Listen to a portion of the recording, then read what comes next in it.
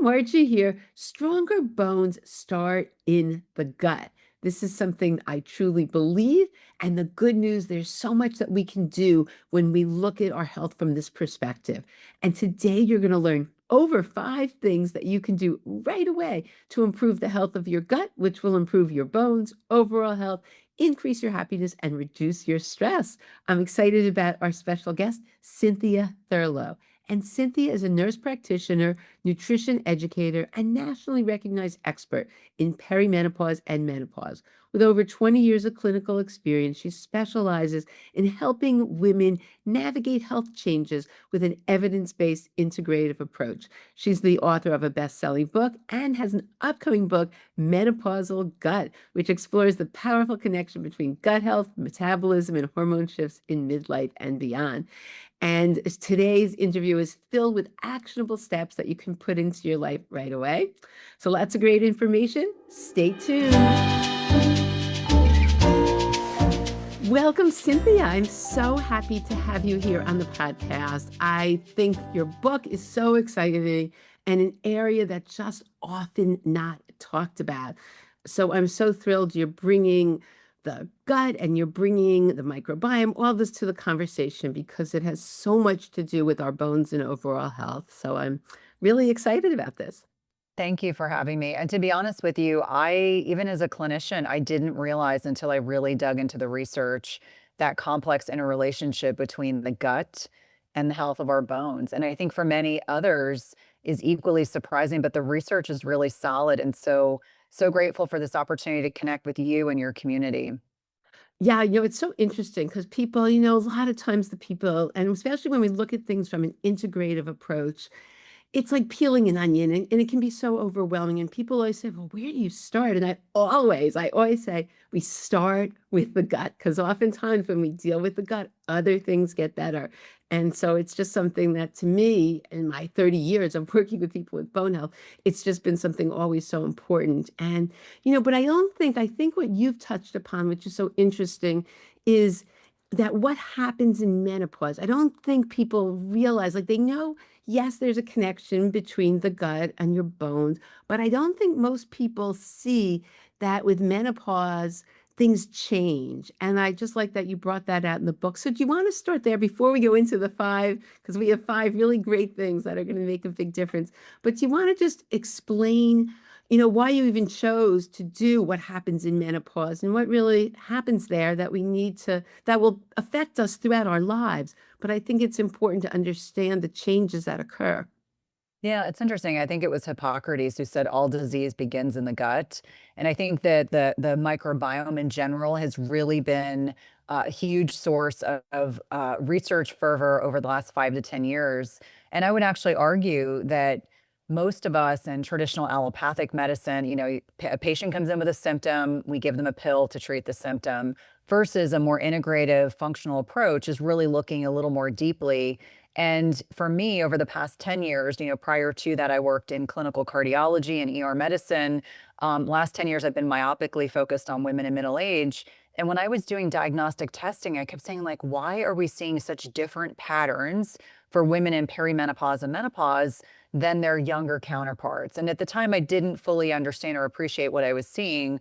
And then as I have my own podcast, Everyday Wellness, I'm interviewing experts. It just became more and more apparent to me these changes in hormones, just like when a young woman goes through puberty, plus or minus pregnancy, and then perimenopause, we get dynamic shifts in the microbiome in response to adjustments in estradiol and progesterone and testosterone.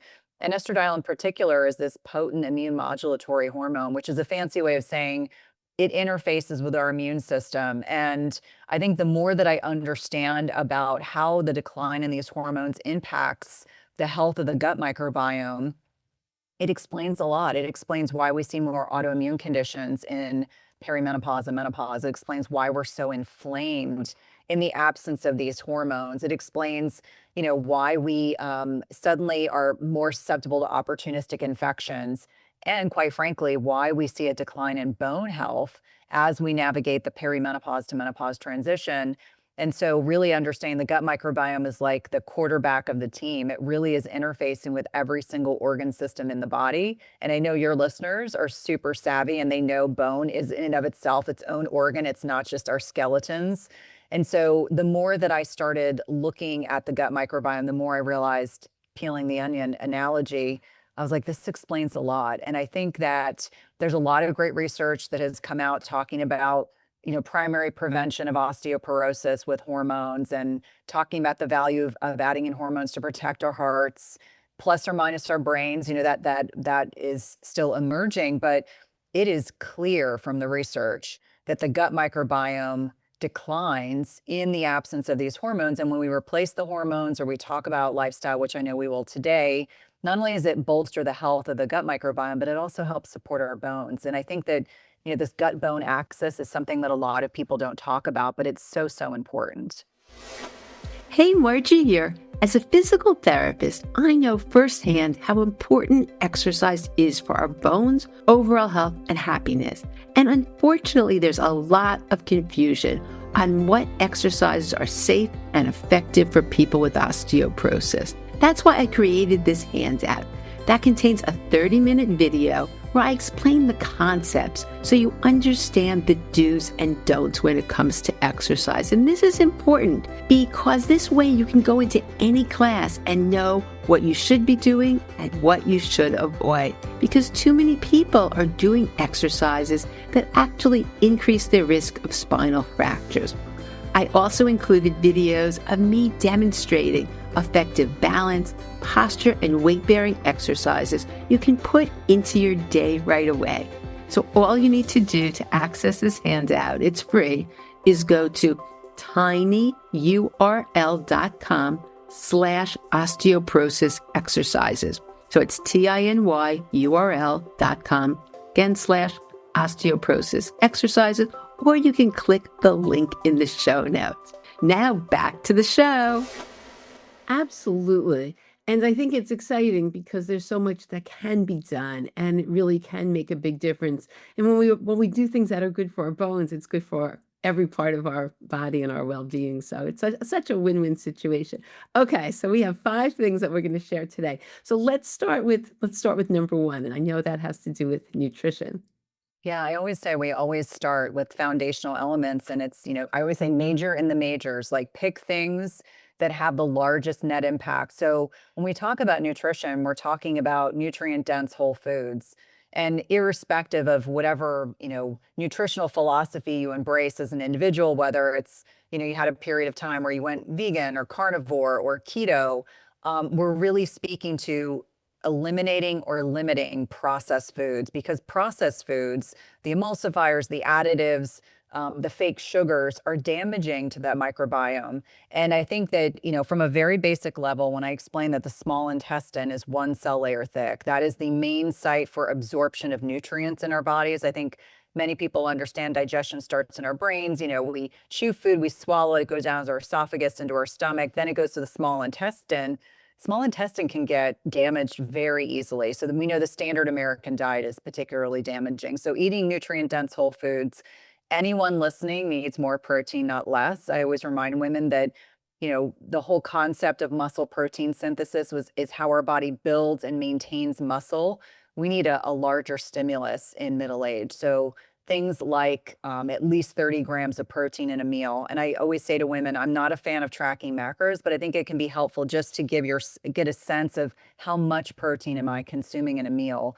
And I find for many, many women, they're under eating protein, which is going to worsen some of the muscle and bone health issues. There's something called osteosarcopenia, and what that speaks to is bone loss and muscle mass with aging. And so we want to consume enough protein to build and maintain muscle. Obviously, I know you talk a lot about strength training, but nutrient density of protein is really important. Next, I would add in fiber. And I think women are surprised that fiber is so important in middle age. In fact, I have carnivore friends that will talk about how fiber is the new F word for so many people. They don't want to talk about fiber.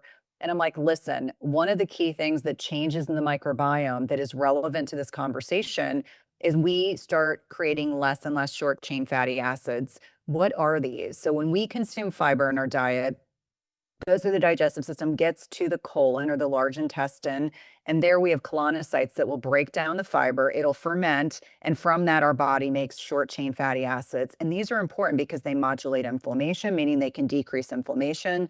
Certain types of short chain fatty acids can cross the blood-brain barrier, like butyrate. And our blood-brain barrier is designed to be impermeable, which means it's designed to not be able to cross it very easily. But butyrate is a healthy thing that crosses the blood-brain barrier.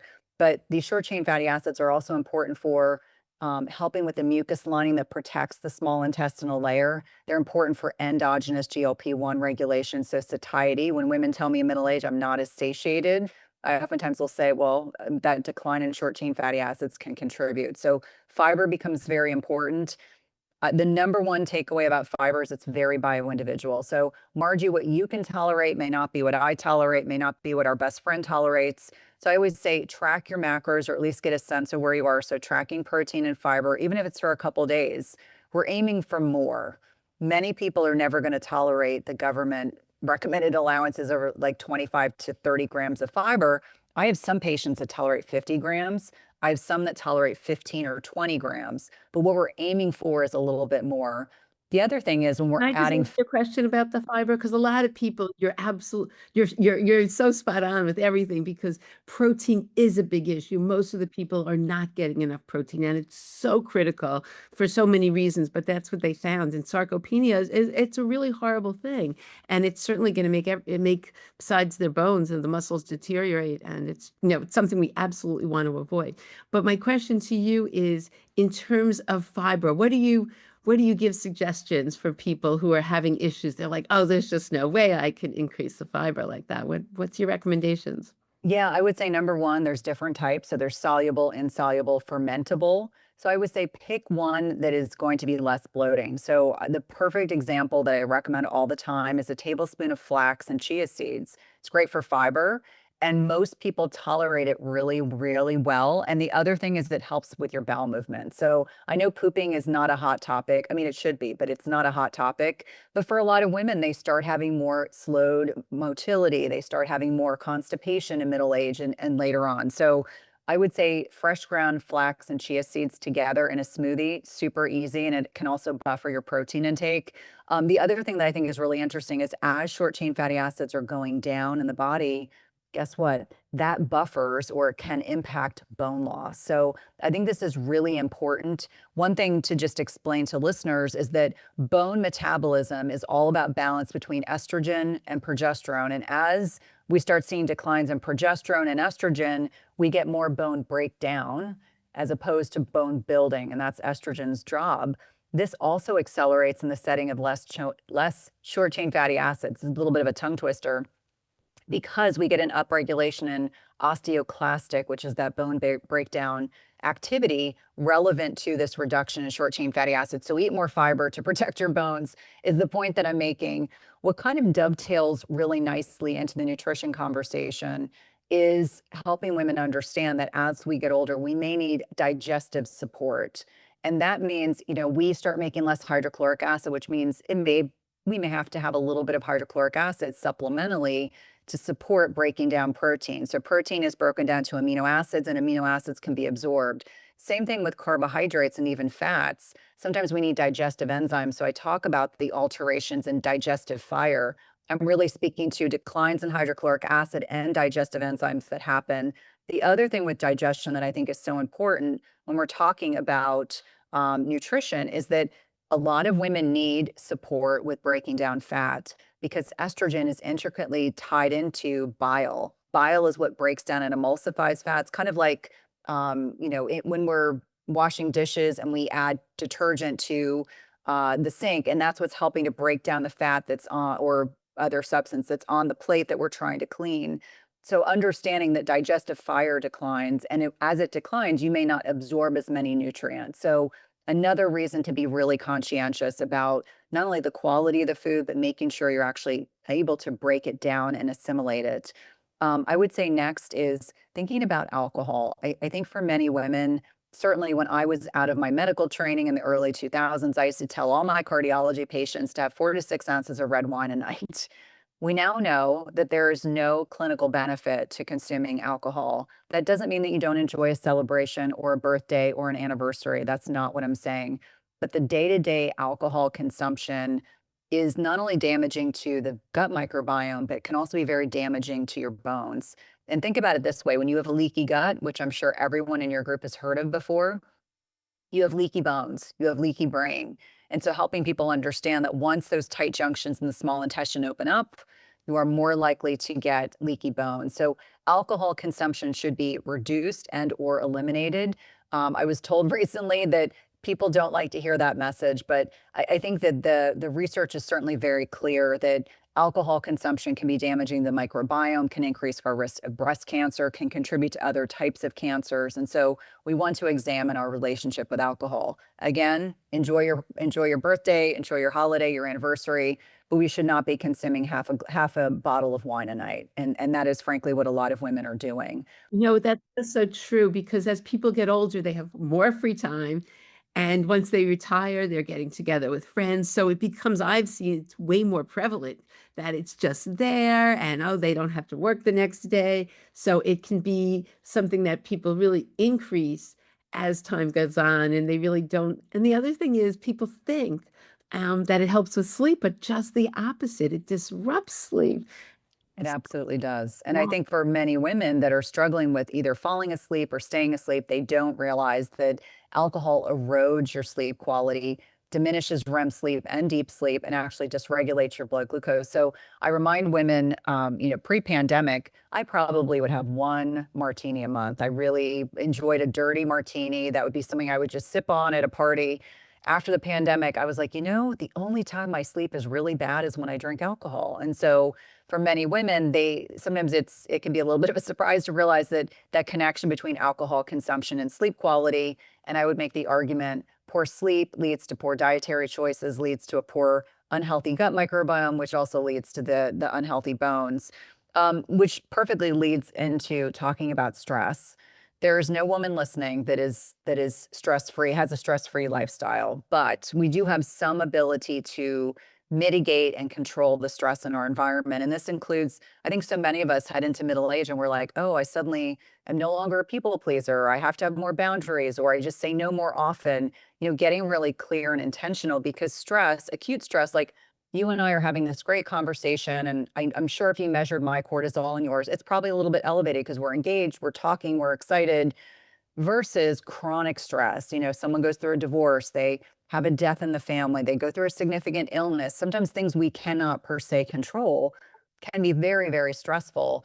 And we know that stress, chronic stress, cortisol is a very important hormone. It gets a bad rap, but cortisol over time, if it's kept too high for too long, it catabolizes our muscle, it breaks down our bones, it decreases our immune function, and it can lead to leaky gut. So it always kind of goes back to, cortisol, very important hormone, but we don't want to be chronically stressed for too long. And the other thing, Margie, that I think is really interesting is that when I was looking at research on trauma, so adverse childhood events, there was a dual research study that was done between the CDC and Kaiser Permanente.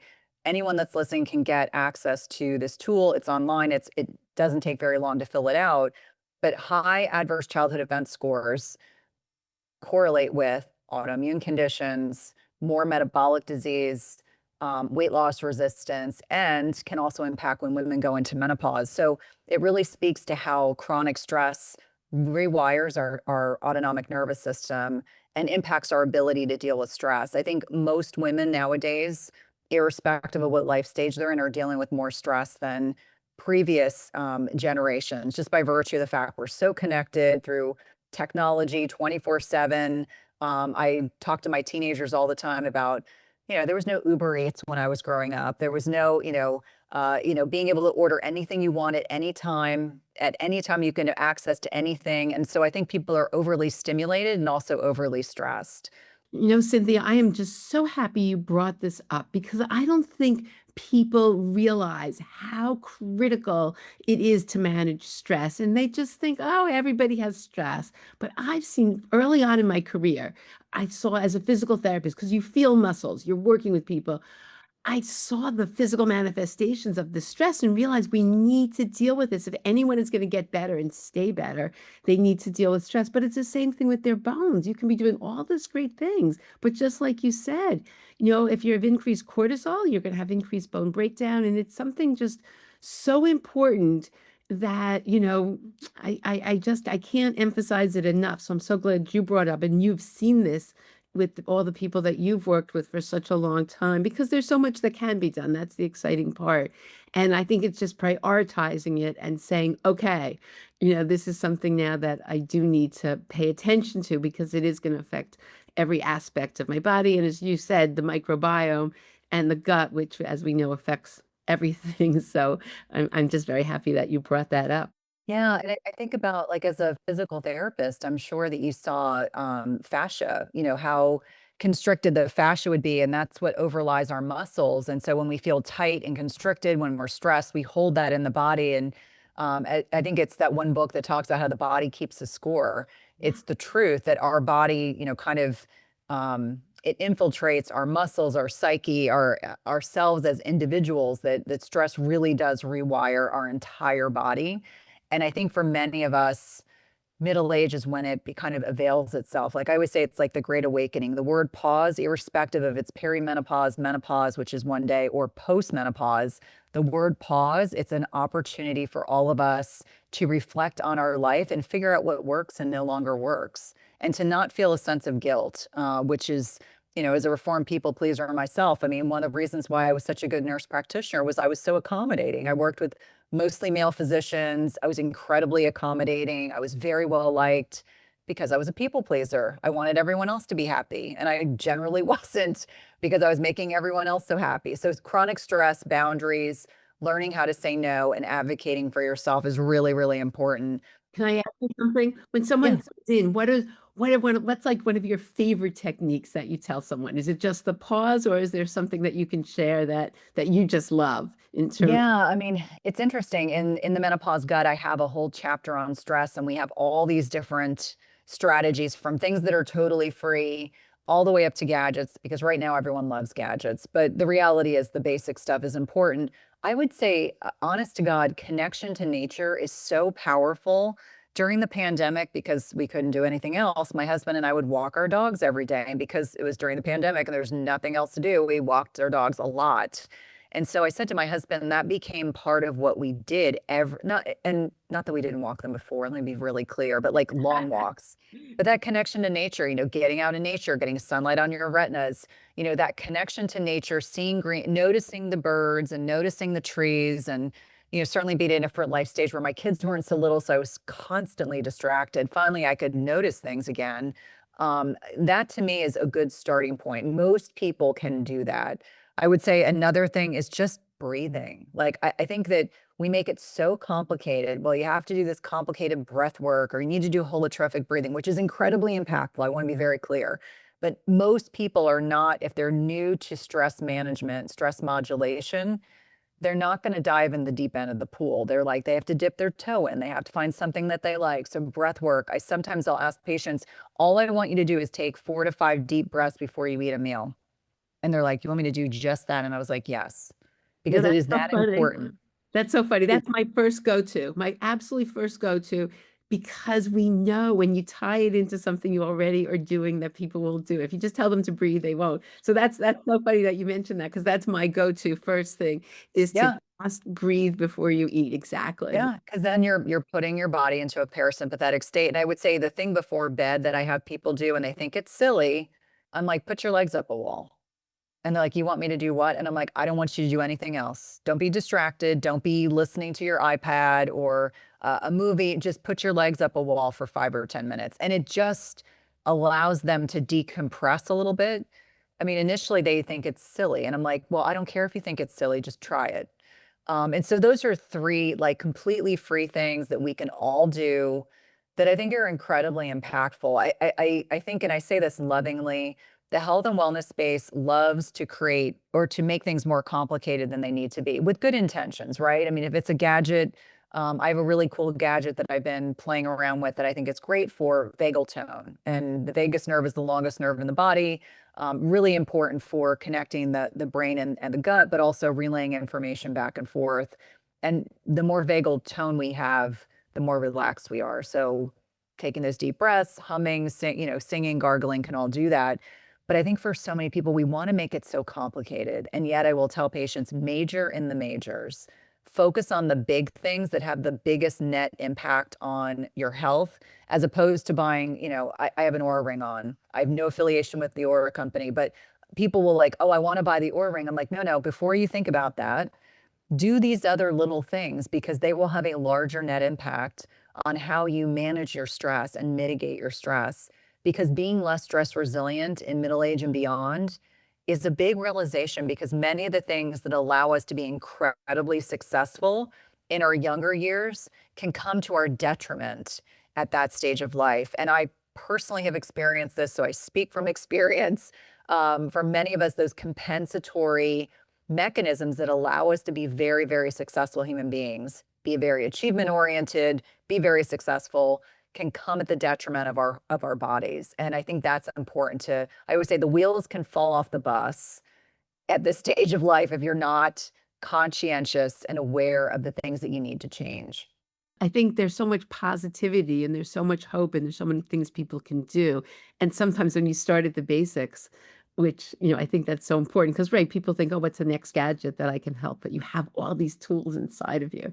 So Yeah. I think that's great in your book that you have so many different options. I love giving people a smorgasbord because everybody's so different, but that you have all these different ways that people can achieve the same outcome. So I think that's Absolutely. And I think, the other thing, Margie, that I think is important for people is just meeting them where they are because I have some patients that come into my practice and they are ready to run a marathon, but that is not the norm. Most people come to me and they are like, I am ready to invest in my health, but I'm not sure if I'm ready to do much more. And so you really do, it's Prochaska and DiClemente's trans theoretical model of change. It's really meeting people where they are because if you try to push them too fast, they may just freeze and not be able to do more. So, if you keep it simple, if you keep it actionable, if you say to your patient, here's 3 things you can do, pick one every day.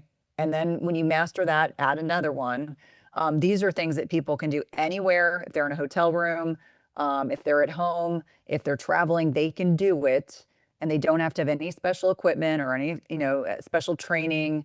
And then they can master that and then move on to the next thing. And then, to me, I look at it as a domino effect. Like as our patients and clients are having success, they're more willing to make other changes as opposed to, gosh, I'll admit this publicly. When I was a new nurse practitioner, I would write out for patients what we talked about, and it was probably woefully overwhelming. I was like such an eager beaver. I was like, I'm going to tell them all the things. And I'd send them out of the office or out of the hospital with a long written list of things. And it makes me laugh now because it was well intentioned, but we know that patients or clients can only do a couple, maybe 1 or 2 new things at a time. So, take from the conversation a couple tangible things and be like, oh, I can learn from that. I can definitely do that. That's so funny because we used to do the same thing as a physical therapist.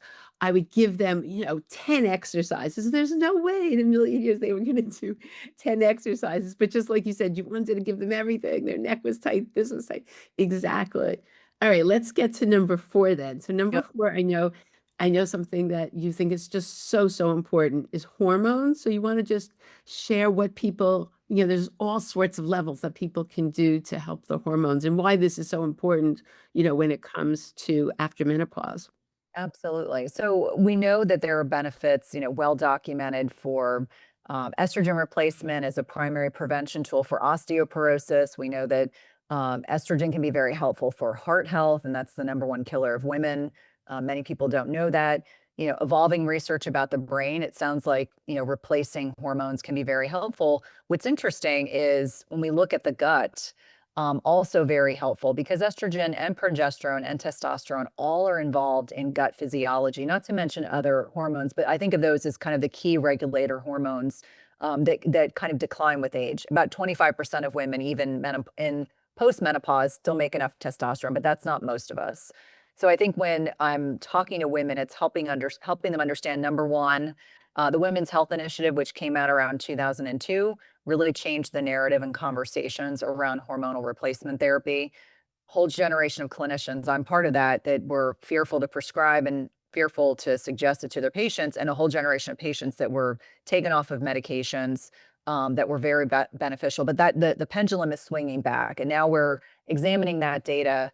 And I would actually say that even if you're 5 years, 10 years, or more into menopause, things like vaginal estrogen are absolutely still part of the equation for nearly everyone. Just using vaginal estrogen, just as an aside, would reduce hospitalizations for urinary tract infections and sepsis, I think, by 70%, which is stifling. I was interviewing a GYN on my podcast, and we were having a conversation about the baby boomer generation that were so largely impacted by the WHI. And he jokingly said, I think we just need to slap estrogen patches on everybody because I think it would be a better world. So the point of why I'm sharing this is every woman listening, irrespective to how far into menopause you are, deserves to have a conversation with a menopause savvy provider that can help determine your risks and benefits of being on hormone replacement therapy. Usually the issue is if you're, 5, 10, 15 years into menopause, they have to evaluate your heart, they have to evaluate your blood vessels just to make sure that they're not adding in transdermal estrogen is very benign, but they're not adding anything in that could have the potential to break off a clot and become problematic. But what's interesting is I have many women in my community that are 65 and older and have been started safely. I'm going to emphasize safely on hormone replacement therapy. Every woman deserves to have that conversation, and it's shared consent with a licensed prescriber. Let me be really clear. There are people out there calling themselves doctors that are not doctors, that are trying to fearmonger women, and I think it's important just to be working with someone that is savvy about hormone replacement therapy and can provide risk-benefit discussion with each woman. I just think that that is reasonable. The other thing that's interesting, there's a hormone that is not given enough respect. It's called oxytocin. And oxytocin is a very important hormone. We've talked about how women become less stress resilient as they're aging, and that's a byproduct of changes in progesterone. But oxytocin is a hormone that lowers cortisol. Now, remember we talked about cortisol before. If we're more stress resilient, cortisol is higher. It can lead to all these bone breakdown, muscle breakdown, immune system breakdown. Oxytocin lowers cortisol. So when we feel good, when we hug our loved ones or hug our pets or do something that brings us joy or we have an orgasm, I mean, all these things evoke oxytocin, which lowers cortisol. Now, it doesn't last really long, like oxytocin lasts seconds, but over the course of a day, you can get lots of oxytocin hits. And there now people are prescribing oxytocin that people can use intranasally. But I would say, listen, if you have a pet or a loved one that you live with, just go hug them several times a day. It's good for them and for you. And I just think oxytocin is not thought about enough, and it really is an important hormone. People may remember oxytocin is important for bonding with your infant. So if you think back to, after having a baby and the whole bonding with your infant where you feel that flood of emotions, that is oxytocin doing its job. It is a bonding hormone. Whether you bond with your pet, your significant other, your kids, or someone that you love, oxytocin is really, really important. I just think to me, this is so great because, again, another thing that people don't pay attention to. Go out with your girlfriends, laugh, have fun, bond, moments of joy throughout the day. You can do this. And as you said, there's true benefit, true physiological benefit. So it's such a win-win. I love that. And yes, so hug your pets and do all those things. And don't underestimate the power and how then really, it's great.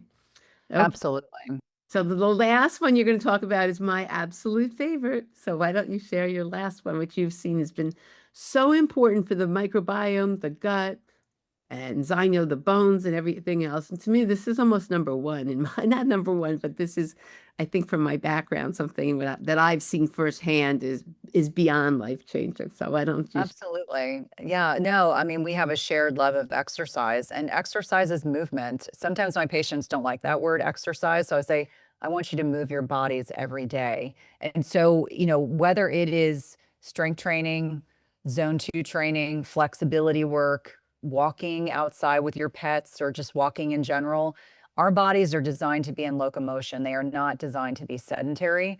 And if we look at the research, it's very much that Goldilocks effect. The right amount of exercise at the right time can modulate the gut microbiome in beneficial ways. I mean, if you run an Ironman, you're probably going to get leaky gut because of the intensity. So it's all about the right amount at the right time. It's this hormetic stressor, beneficial stress in the right amount at the right time. And so I think that, it's there are multiple benefits to your mental health for exercise, stress alleviation, bone health benefits from strength training and walking. I don't know your opinions on weighted belts or weighted vests, but I know they're having a moment. I find that a lot of women sometimes are just wearing a weighted vest that's too heavy, which can, offset their center of gravity, which can become problematic. Usually we say 10% of your body weight. So my vest is 12 pounds, and I feel pretty good with that. If I do 20, it feels a little too heavy. But I think for a lot of people, it's understanding that exercise is a hormetic stressor in the right amount at the right time, that it's also very important for bone health. It's important for mental health. It's important for locomotion purposes. And one thing that I didn't mention, Margie, that I think is really important, maintaining muscle mass and bone health is not just about the physicality of it. It is really about maintaining our ability to avoid frailty, because frailty leads to falls and falls lead to a lack of independence. And many women aren't thinking about that. It's not on their radar, but I saw so many examples of this in the hospital. People that were not much older than me, they couldn't get off a bedside toilet.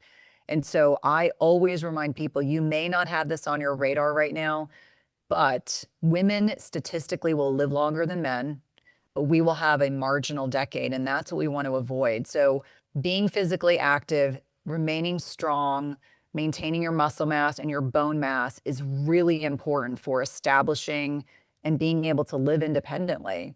And I think that's really important because you and I, having worked in the healthcare arena, we know what happens when people have a series of falls or lose their independence. That can be catastrophic mentally. So we want everyone to avoid that. And part of the avoiding frailty plan is exercise. Yes, I couldn't agree more. And the best part about the whole thing is that I see the transformation, from people who were couch potatoes. And that's what I always say, the diagnosis of osteoporosis is sometimes they look at it and they said, it was a blessing in disguise because it took them from being a couch potato to really exercising. They feel so good. Their blood sugar's better. Their balance is better. So they don't fall and they're just so much more active and their life has really been changed in a positive way. So I so agree with this and I see this every single day. So I love that that's such an important part of the microbiome, the gut, the whole overall health, because it's such a win-win situation. So yeah, this has been just incredible. You want to just tell people about your book because there's so, this is just the tip of the iceberg in terms of all the things that people can do for their gut that you've included. So why don't you just tell us a little bit more? Yeah, the Menopause Gut will be published on April 28th, 2026. It is really a love letter to women because there's a lot of information on perimenopause and menopause. There's a lot of great books that have already been published, but this is the first book that I'm aware of that is really talking about how the gut microbiome changes and the things we can do. So I walk everyone through the science of what happens in the immune system and bone health and our ovaries. Our ovaries are our pacemaker of aging. And then we talk about strategies, and it's very lifestyle oriented. I spend, a full chapter talking about nutrition and stress management and exercise. We talk about hormones. We talk about, resources, and we run the gamut from things that are free all the way up to the gadgets because everyone always asks me. And I felt a sense of obligation to include, a wide range of cost modalities. We do spend a lot of time talking about the interrelationship of chronic stress and trauma and how that impacts our health. And in particular, how early we go into menopause, which I thought was really interesting looking at that research. So it's my love letter to women, and it's a book I'm really proud of. The Menopause Gut is, 25 years of being in the medical community and feeling like this is the work that I was meant to be doing. Oh, I love this. And I also, it's sort of like a baby, right? That you birth this baby. And I can't wait to hear from people, you know, After people get the book, what happens? And that always makes me so excited when someone's on the podcast and they've created something like this, and then people's lives are changed. And what I think is really even the best part is that these are doable. It's not something that, oh gosh, I have to enroll in this major program, I have to do this. These are doable small steps that can really make a big difference. So I think that's just so great. Is anything else for people who want to stay in touch or follow you? Yeah, absolutely. So I have an amazing podcast called Everyday Wellness. It's probably my favorite thing I do in my business. But my website is www.cynthiathurlow.com. I'm active across social media. Instagram and Substack are kind of where I spend a lot of my time these days. I do enjoy writing, and so Substack has kind of become a way for people to get to know other aspects of my personality and what information I can share there. But if you see me on Twitter, it may be a little snarky, so be forewarned. But I'm everywhere. I'm on Facebook. We have a free Facebook group called the Midlife Pause, which was the original title of the book, but evolved into the Menopause Gut. So it's the Midlife Pause / my name. I'd love for you to reach out. And if you listen to Margie's podcast and connect with me that way, definitely let me know. Well, thank you so much. Any last minute things before we end? This has been so helpful. No, thank you. This has been such an honor to connect with you and your community. Thanks, Margie. Well, thanks for joining me. I hope you enjoyed my interview with Cynthia as much as I did, and now have a better understanding of what happens to your gut after menopause and what can be done. Cynthia went through 5 areas and gave us more than 5 things that we can put into our life right away to help our gut, our bones, our overall health, reduce our stress, and increase our happiness. All the links to her book and information will be in the show notes. And also in the show notes is a link to an exercise program that I have that's free in terms of having videos on posture, on strength training and balance, things you can also put into your life right away. So thank you so much for tuning in, and I look forward to seeing you on the next episode.